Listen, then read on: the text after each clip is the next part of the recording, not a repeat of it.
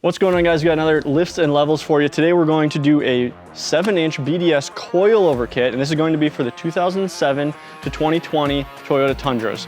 So run through this real quick, and then we're gonna get it installed and show you what it looks like on the truck. Up first, we've got our new lift knuckles here.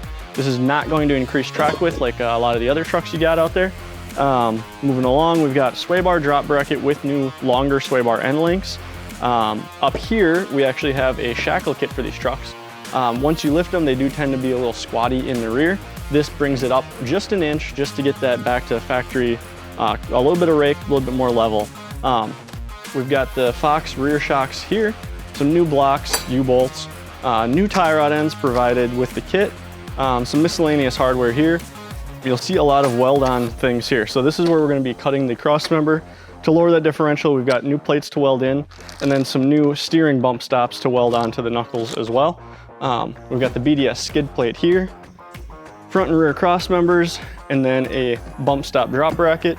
And then the big money down here, we've got the 7-inch Fox coilovers. These are the non-DSC, non-adjustable ones. So I'm gonna get this thing put on, and we're gonna take a look what it looks like on the truck. Truck wagon's here! Truck wagon's here! All right, guys, so we got the 7-inch BDS coilover kit installed in this 2016 Tundra. So let's go through, see where everything sits, and what we got going on here. So first things first, the big sexy part right here, you got your 7-inch Fox coilover with the remote reservoir. It's got a little bit of adjustment here, but it's not the full DSC. Kit comes with new tie rod ends. Here's your new lift knuckle right here.